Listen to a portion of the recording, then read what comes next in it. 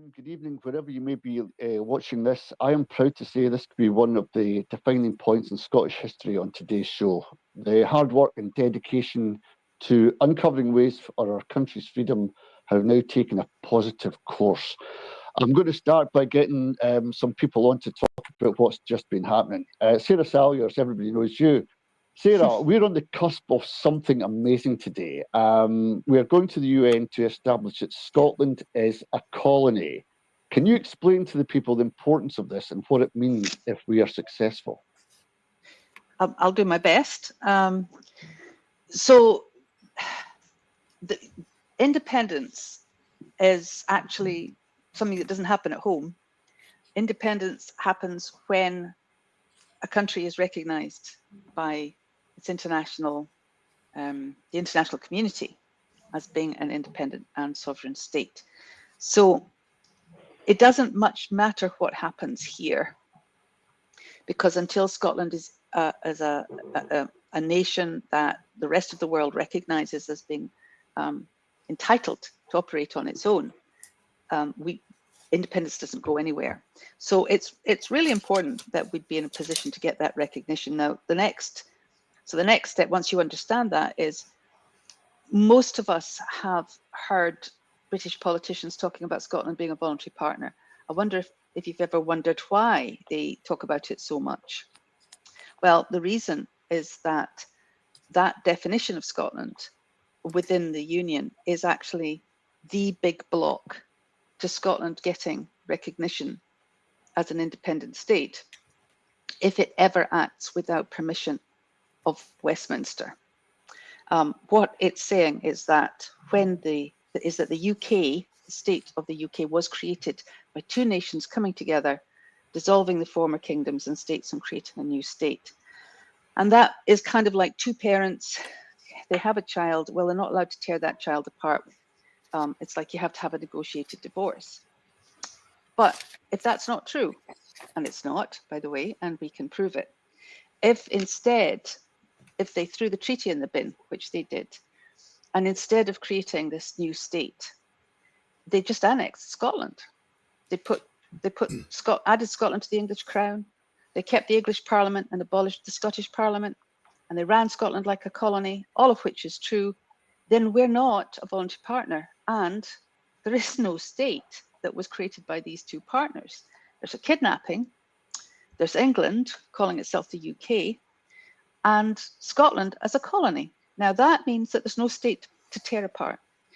And as a colony, a non-self-governing territory or dependency in UN speak, Scotland has the right to decide whether it wants to continue in that position or whether it wants to go it alone and get out from underneath this colonizing boot heel. It's a completely different situation.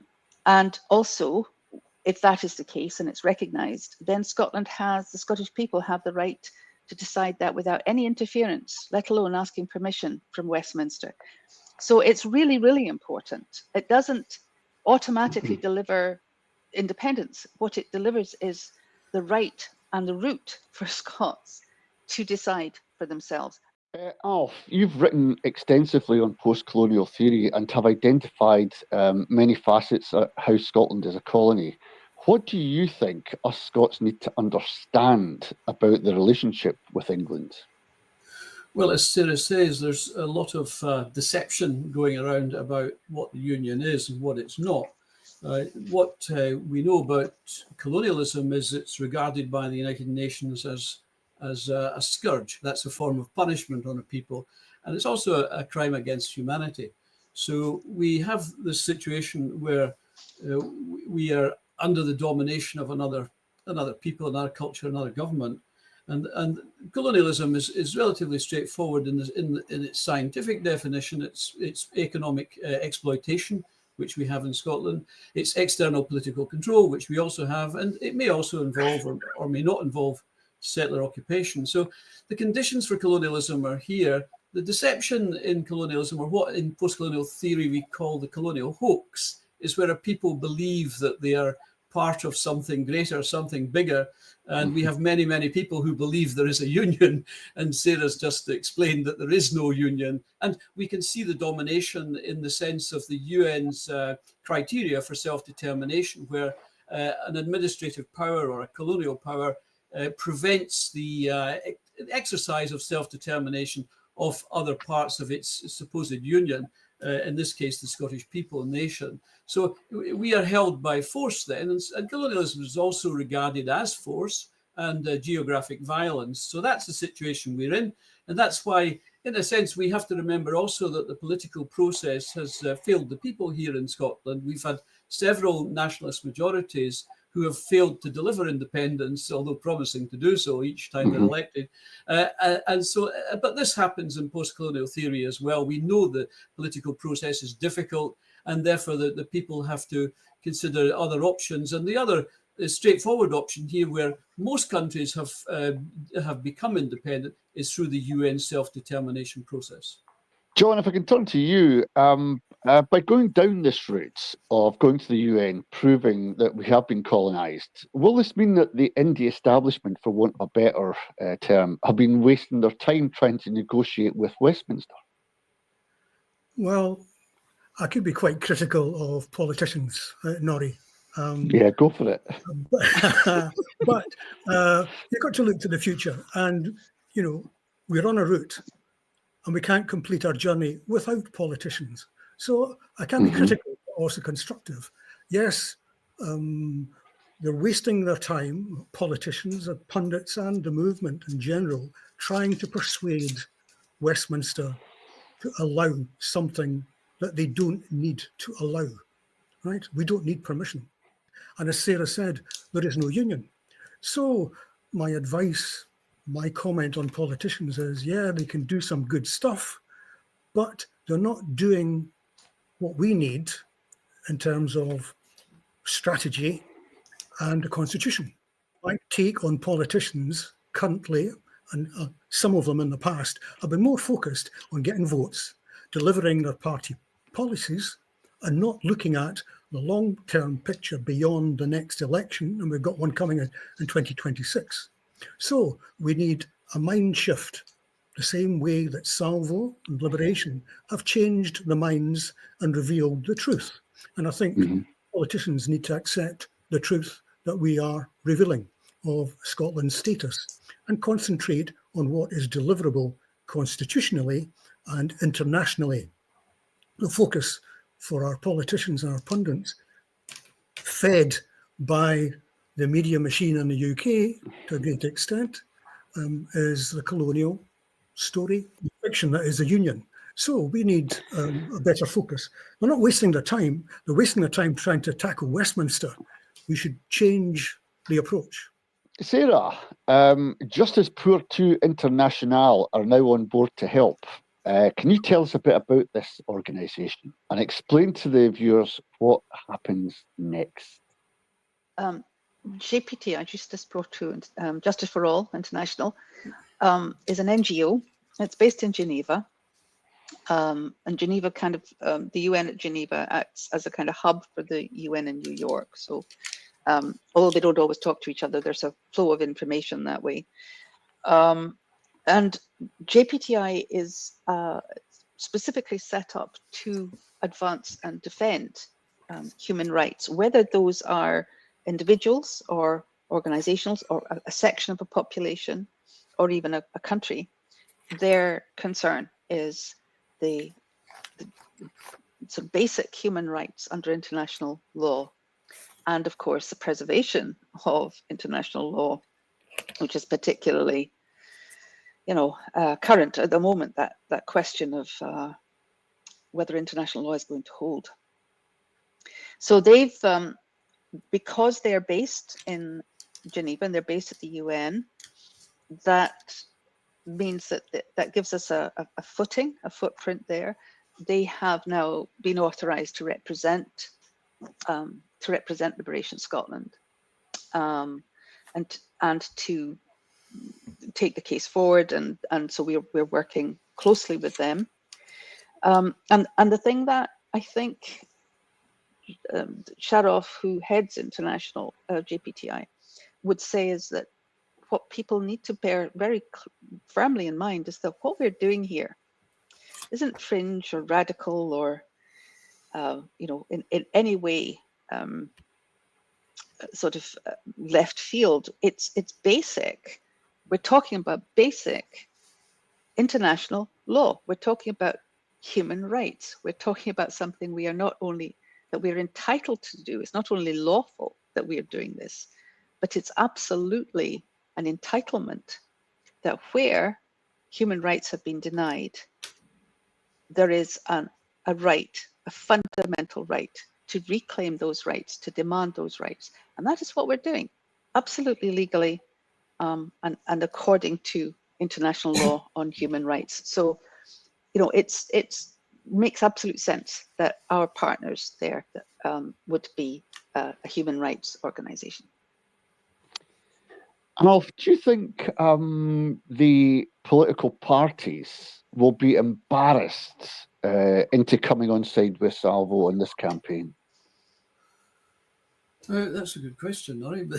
I think going back to post-colonial theory, what that tells us is that the dominant national party in which the people have put all their faith into tends to be co-opted by the colonial power. It becomes, in effect, a colonial administration.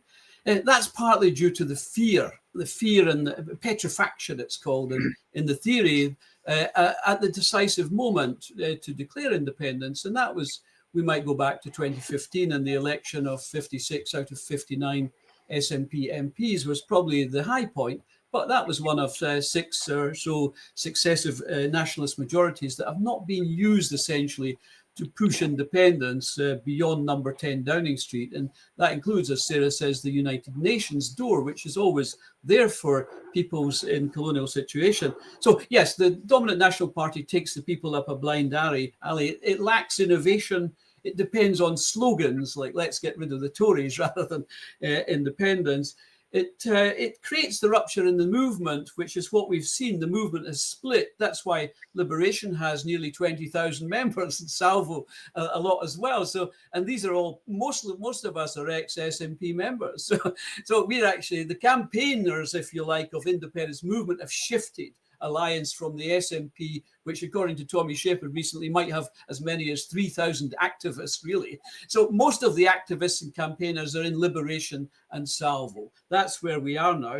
And this means also, in going back to post-colonial theory, where you have the shift from an independence movement to a liberation movement. And this is where the people understand their situation in much more detail. We understand now it's a colonial situation.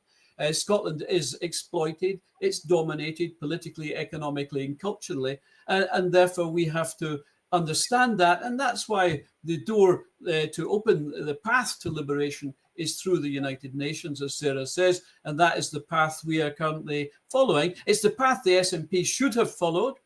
Michael Russell had the chance as Constitutional Secretary to knock on the UN's door, not 10 Downing Street's door. He forfeited that. He didn't realise. But this goes back to the fact that the dominant National Party, even their understanding of independence is rudimentary because they've never really done any detailed analysis of colonial society. They think they're in a kind of union and a political solution will prevail. But actually, the situation is more complex than that. John, getting back to a referendum, a lot of people are worried that another referendum will be like 2014. It'll take us down a dead end. What are the benefits to going to the UN in this regard? Well, the benefit of going to the UN demonstrates that the democratic process can work, right? Because the referendum was a democratic process, and some people have the perception that it led to a dead end. We're on a route. It's quite a long route. And with the UN involvement, it gives the confidence to people and to politicians that the different approach can work. It's worked in the past for many countries in the same situation that we're in. And the case that's being presented demonstrates that with evidence. And we need a better understanding, as Alf has pointed out, that our route involves much more than the political and democratic process. It's legal, it's political, and it's also diplomatic. And we have all elements of society and ordinary people, although I hesitate to call my two colleagues ordinary people. But that's what Salvo's and Liberation's strength lies in. We have great cross-section of society, and we need to pull together and demonstrate that to the UN. And the support that can come from the UN when they recognise our situation and acknowledge that we're a non-self-governing country and that we're correct to be listed for decolonisation, then with that comes the support and the recognition of other nations. Peacefully, legally, politically, and diplomatically, we move down a new route. And that's a real benefit of taking it onto the international stage. So, John, just to follow up on that, the last referendum we thought was unfairly held. There was a kind of the Purdah rules and everything was broken. When we look at another referendum, how can we be safe in our minds that this is going to be a fair one? Fairness will come by the fact that it will be supervised and under the auspices of the UN and not interfered with, and I use that term guardedly, by the UK. And I'm sure Alf, who has looked at the UN process and a referendum and comparison, may wish to add a bit more detail on the benefits of having supervision by the UN on that democratic process and not governed by the colonial power. That's excellent. Sarah, this could unearth to the world the biggest scam ever.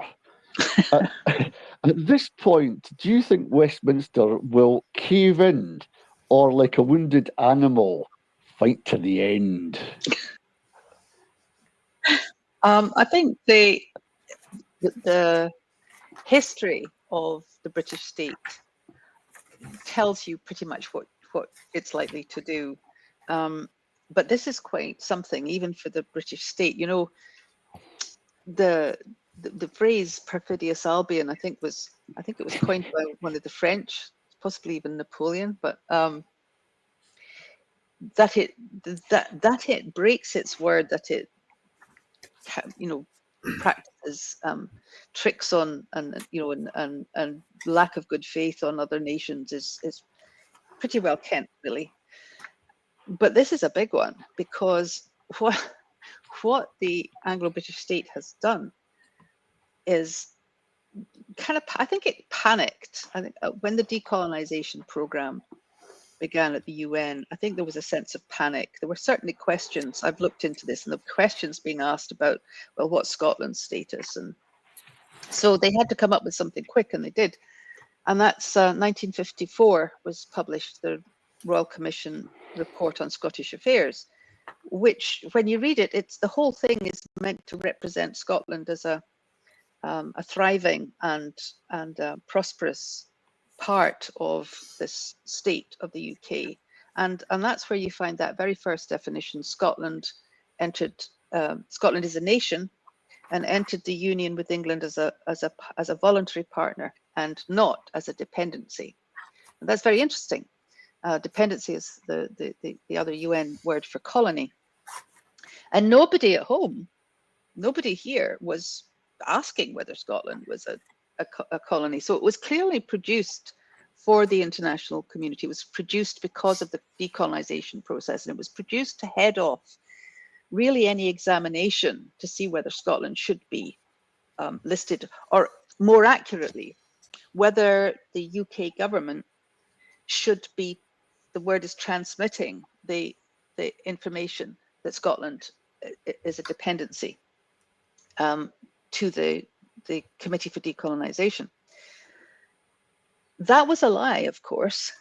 And when you look into it, what the other side of this is, Scotland certainly the treaty never came into effect. Scotland was added, as I said, to the English crown, and the English Parliament continued, the Scottish did not. So much like Ireland. So we basically have Scotland turned into a colony rather than a partner. But what's really interesting is the United Kingdom, it is also describing itself and how it began. How did that state come into being? And it's supposed to have come into being, therefore, from a single constitutional event where these two countries came together. They brought about by this Treaty of Union that created a new state. It merged the two former kingdoms and created this new state called the United Kingdom. But it didn't, because what the treaty says about the two crowns, a single kingdom, which meant a single crown, and a single parliament, joined parliament, it never happened.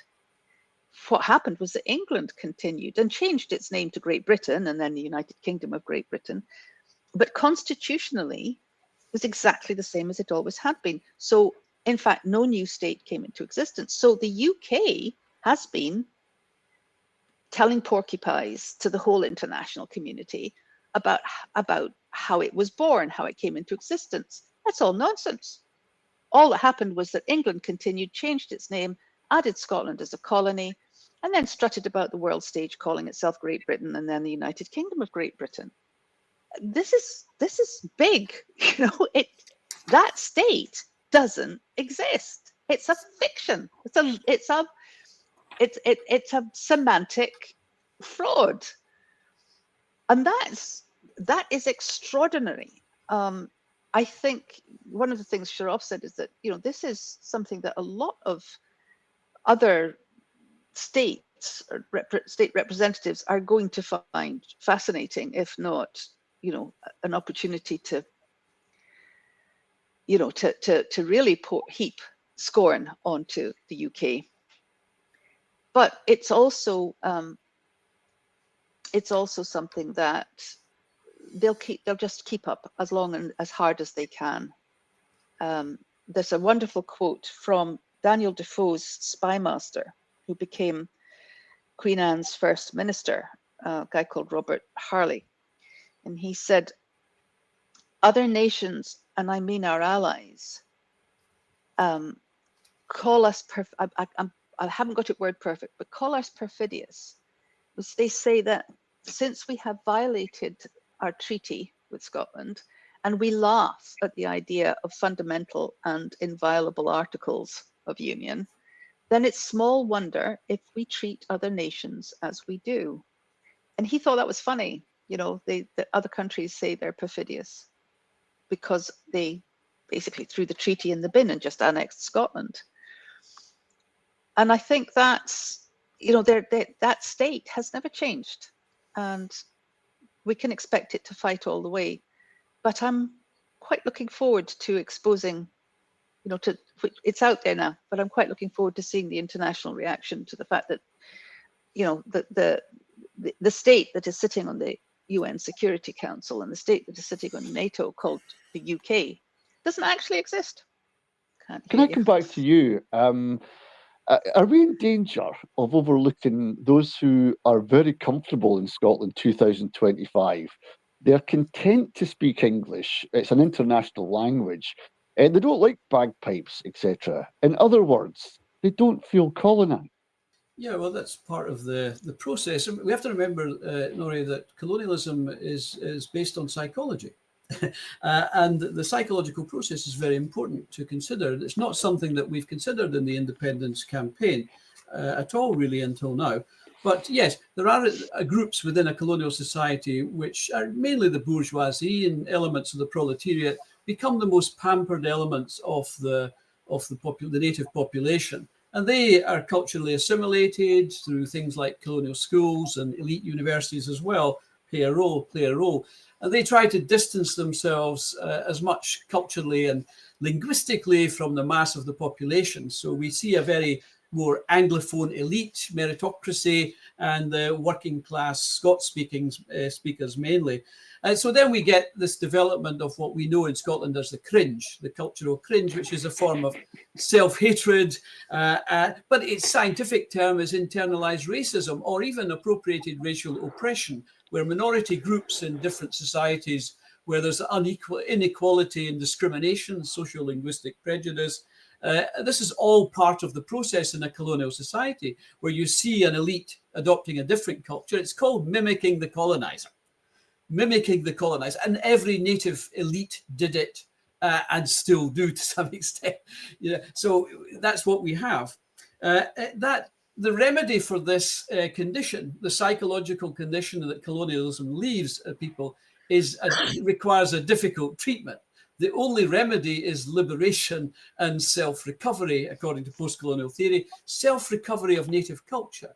And we have to remember that independence is regarded by post-colonial theorists as a struggle for a native culture, a fight for a national culture. And this was written about recently in the National by Professor Riach, who talked about the importance of culture. And I would reinforce that as well. Culture is fundamental to the liberation of a people, because the liberation of a people, the nationalist movement, is based on national consciousness, which is dependent on two key dimensions: national languages and national culture. And that's why these cultures and languages are ridiculed, oppressed by the colonial power. They're marginalized. The languages aren't taught, particularly the Scots language. It's regarded as invalid, as are those who speak it. And this is actually the racist element of colonialism, because colonialism, we have to remember, is based on racism and debasing the colonized people, making them inadequate, making them subordinate, and making them think themselves ungovernable by themselves, subordinate, subaltern, whatever, and dependent on another people, another culture, another ideology, another value, other countries' values. And in colonialism, of course, it's only the values of the colonizer that are sovereign. So we have to work on the psychological impacts of colonialism. And we have 300 years of colonialism. And that's a long-term colonialism, very much longer than many other countries. Yeah, thanks, Alf. John, this is going to put Westminster on red alert, isn't it? How confident are you that we can get the message out there and prove our case? Well, I'm pleased that you said red alert, because the last lot were the blue alert. Westminster Power is constantly on alert to suppress and maintain control over Scotland. And yes, I'm confident we can prove our case.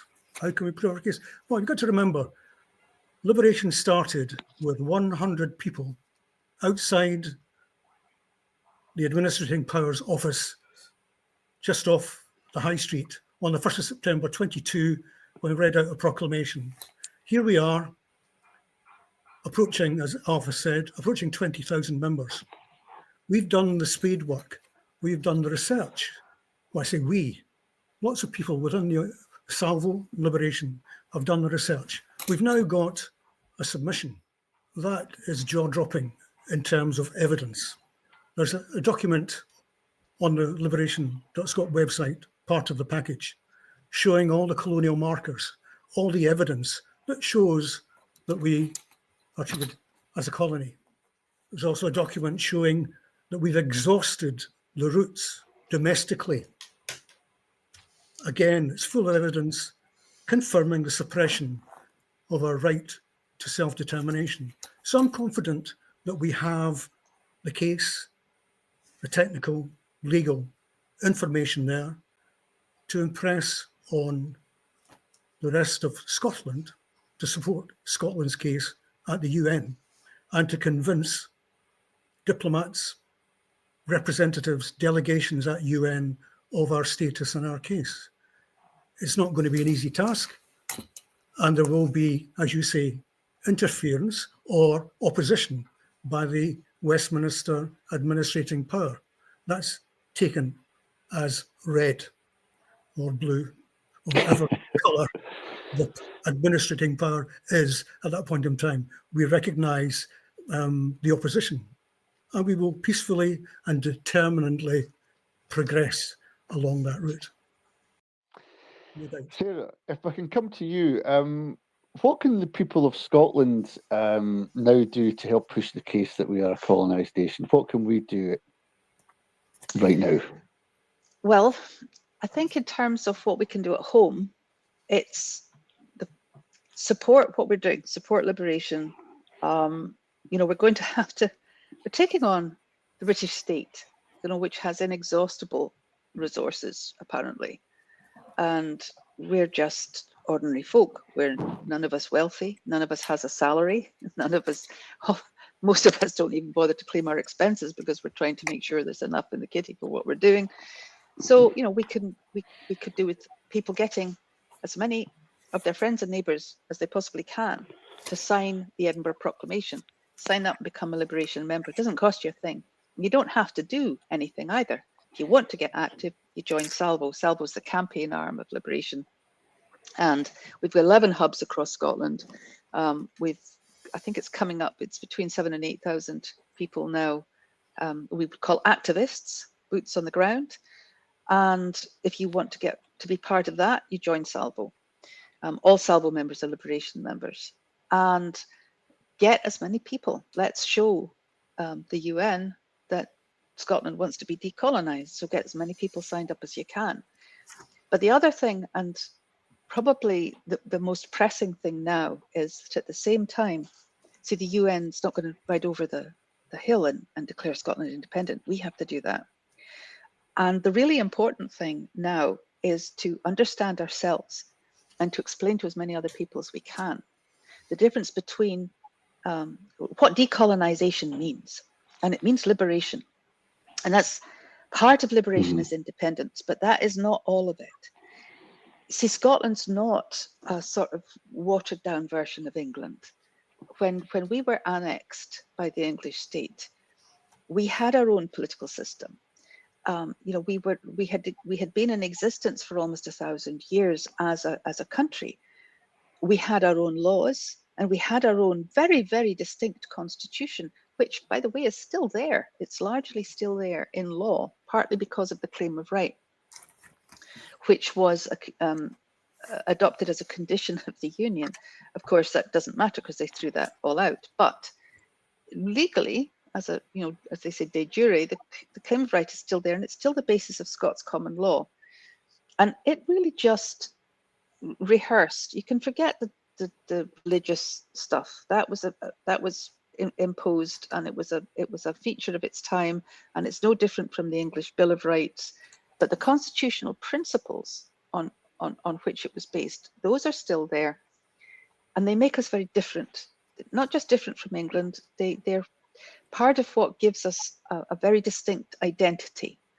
If we're trying to find our way back to our national identity, that is a really good place to start, because the sovereignty of the people over their government. Now, that doesn't mean getting to vote every 5 years. The sovereignty of the people, as expressed in the claim of right, is the right to sack a government that has violated the compact with the people. Compact is based on the rights of the people. And those are quite extraordinary in Scotland. A friend of mine, a member of Salvo and Liberation, Alex Thorburn, who has enormous, 30 years of working with human rights groups and pushing for human rights, said that when you look at the claim of right in modernized and what it talks, and you see it in modern language, he said it's probably the first iteration that he knows of the fundamental principles of modern human rights. So far from being just a sectarian document to do with Catholics and Protestants, it was in fact, and it was intended to be a pulling together a short version of Scotland's constitution, and it lists the rights of the people, and any government that violates those rights can be removed by the people. That's sovereignty. I mean, it goes on, it continues. It's never handed over to the politicians. They're supposed to be answerable to the people. And that takes you to things like, in the modern world, things like direct democracy. This is very, very distinctly Scottish. Now, isn't that something that, looking at the corruption of the Westminster government, and the lack of effectiveness of the Scottish government and the sellout of things like the free ports and so on, how badly do we need that Scottish principle back in place today, that the people are sovereign, actually and practically, in ways that they can implement sovereign. And the other big principle in the Scottish Constitution is the common good. And that comes from the Scottish people. The Crown of Scotland is still there. It's dormant, but it's still there. And the Crown was never the monarch. It's the community of the realm. It's the people. And the Crown owns the whole of the territory of Scotland. That means the people own it. And that means that we have the right to share in and to be responsible for the resources of our nation. These are very ancient principles, and yet today they're radical. So that's the other thing that we need to start looking at and talking about, what liberation means. It means that when you take the boot off the neck of Scotland, the nation, that nation sits up and it gets back up and it reclaims who and what it is, its constitution, its culture, its languages. You can start with the constitution because that's easy. It's easy to see that. It's easy to say, yes, I'm standing for this. We want this back. What does that look like in the modern world? We don't want to invent a new Scotland that just looks like the old England and the kind of modern Western model that is falling apart. We want to take the best out of the Scottish Constitution, and we want to save our people with it. Scots now, too many Scots are in terrible distress, and it's getting worse. And the injustice and the cruelty and the viciousness of government policy is unspeakable now. And the Scottish Constitution can deliver us from that. So we want to think about not just independence, but liberation. We want people to start thinking about, what can we deliver? What can this offer? Where does liberation take us? And it's a long way, a lot further than the notion of trusting our politicians to do what they promise to do. It's about taking the power and the rights of the people back to the people. Alf, if I can come back to you, if we look across to countries like Africa right now, we see countries like Burkina Faso throwing off the chains of colonial rule. There might be a queue at the UN's door waiting for countries just like Scotland for their colonisation to be recognised. Well, as Sara alluded to, back in 1960, Scotland might have joined that queue had we been a bit more familiar with our condition. But yeah, the reality is that the self-determination process of the United Nations is the path to liberation, to decolonisation, to independence. So we shouldn't forget that. What we also have to think about within that context is that pleading with the colonial power, the imperial power, is not the solution. that as the SNP have proved, they've become co-opted into that racket or system, become a colonial administration, and effectively are holding back the independence movement now. So I'll be interested to see what the SNP's response to this initiative is, because to be honest, it's something that they should have been doing a long time ago. And it's something that I've written about that they should have been doing a long time ago as well. So we have to remember also that self-determination is a right.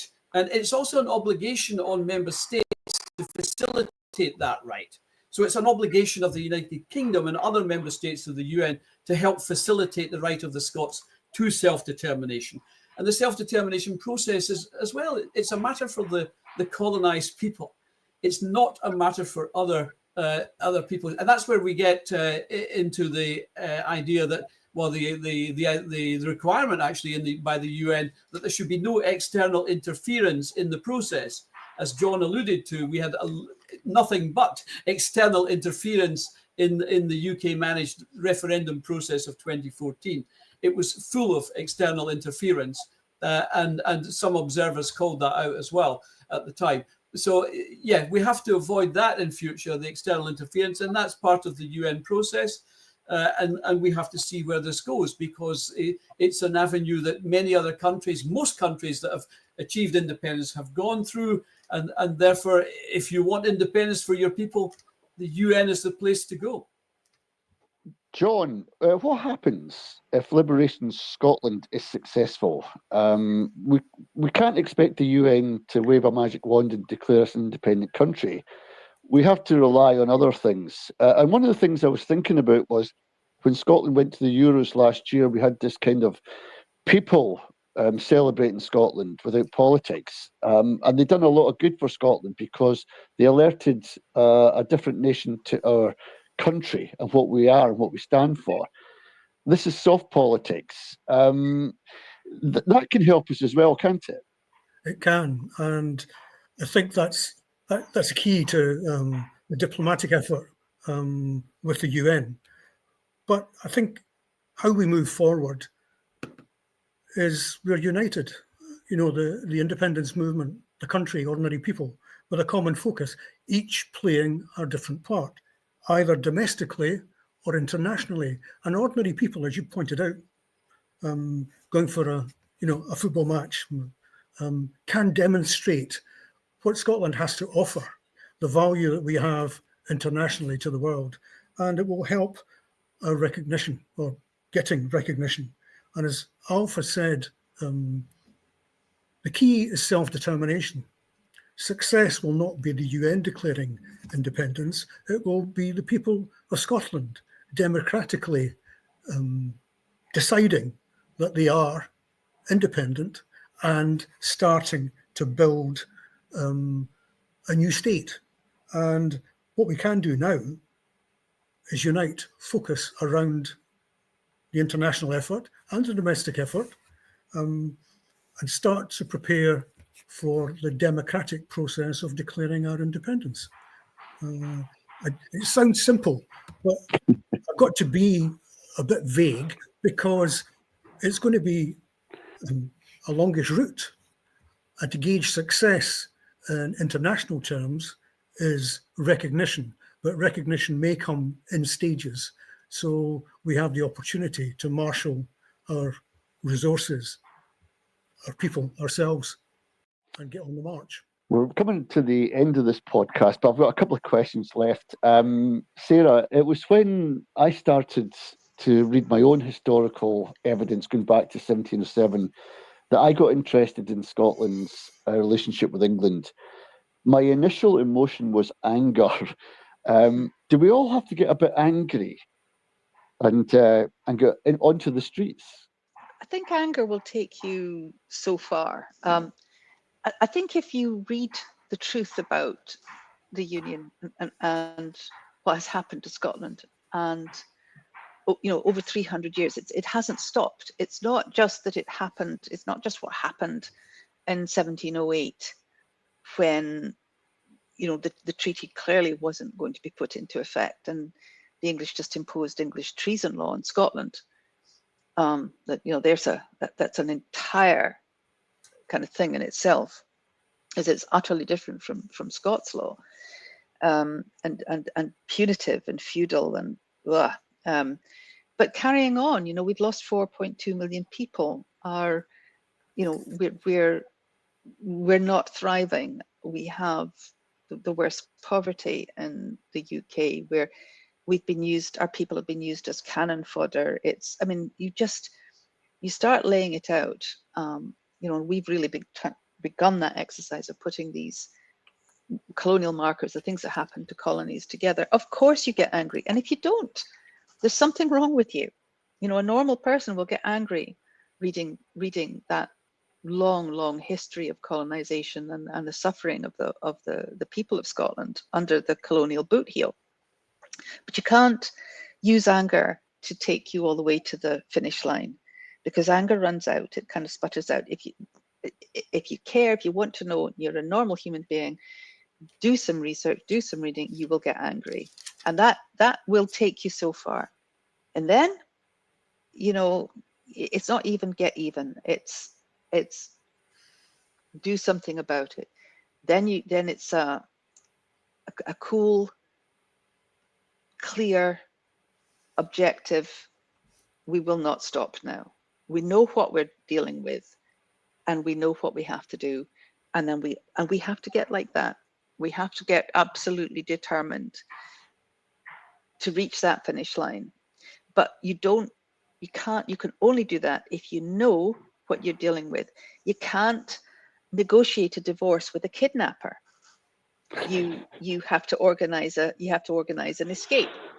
So, that's the kind of difference, that once you see it and you've got angry and you've got determined, then you set about going, right, well, we didn't get married and we're in an abusive marriage. We were kidnapped and we're being abused and we're getting out. Well, here's the thing, Sarah. I got very angry, but look at me now, sitting very calm and collected on this podcast. So I've done something positive with my anger. Exactly.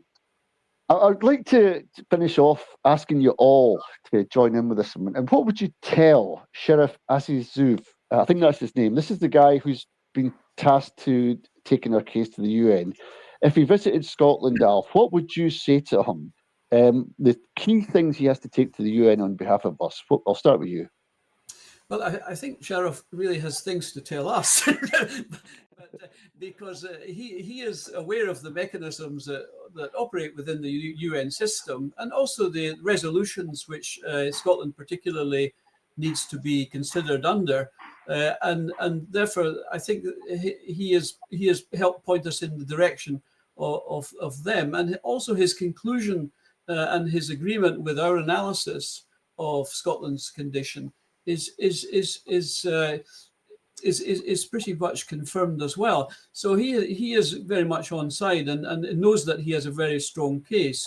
But I think, yes, he will come to Scotland. He will be made extremely welcome, as everyone is to Scotland. And I'm sure that he will enjoy his time in Scotland amongst the Scots. But I think the Scots will also enjoy our time with him, including with the UN, as this process goes on, because I think that's also a fundamental aspect of this, working together in that sense to take the initiative forward. It is a new initiative, but it's been one that's time has been coming for quite some period, as we've seen that the UK is intent on blocking Scotland's exit or withdrawal from the UK under all circumstances it can. And this is one area and one forum where people will see that reality and make decisions on that basis. John, will you be bringing a tin of iron brew and a tonic tea cake to this guy who comes to visit us, or are you past all that? You're wanting to give him something a bit more meatier.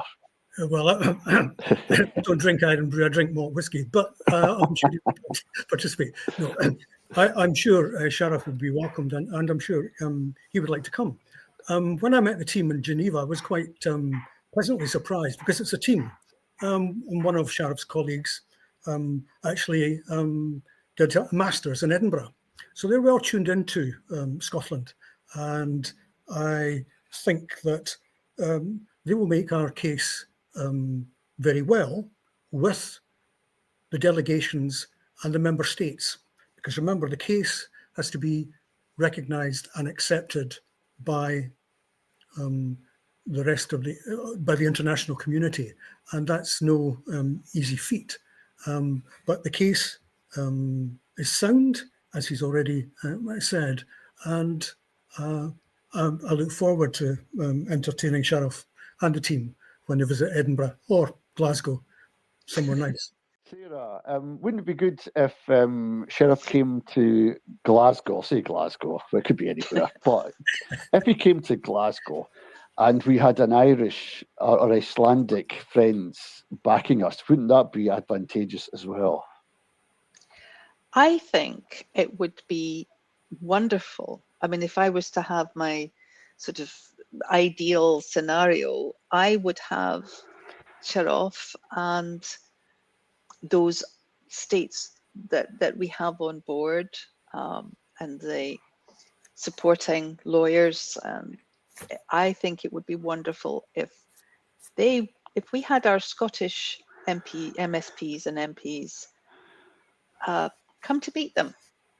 If we could get them all to sit down, because I think they're, Sheriff is very impressive. Mm-hmm. I think that the the sight of the international support that Scotland really has, and the legal support that we have for the case, is impressive. And apart from the fact that I think the whole JPTI team would love spending a bit of time in Scotland, I think the ideal use of that time would be to begin educating our sadly uneducated political establishment in Scotland. They were willing to have the humility to listen, to learn something that they don't know. They think they already know. They don't know. And then we might see the beginning of a united front. Because as John said, at some point, you know, we're going to need those politicians, and it would be much easier to have some that are already there in place rather than have to create a movement to elect a whole new, you know, set of politicians. So 100,000 Scots welcoming this guy and him having to give a speech, and we all listened intently to him. I think that'd be magic. it would. It really would. Listen, thanks very much, everybody, for watching this podcast. If you want to find out more, go to the websites liberation.scot, salvo.scot, and you'll find out more. But really, you have to immerse yourself in the history of Scotland, and you've got to get talking to each other, because to make this podcast useful, we all need to come together. And with that, I'll say goodbye.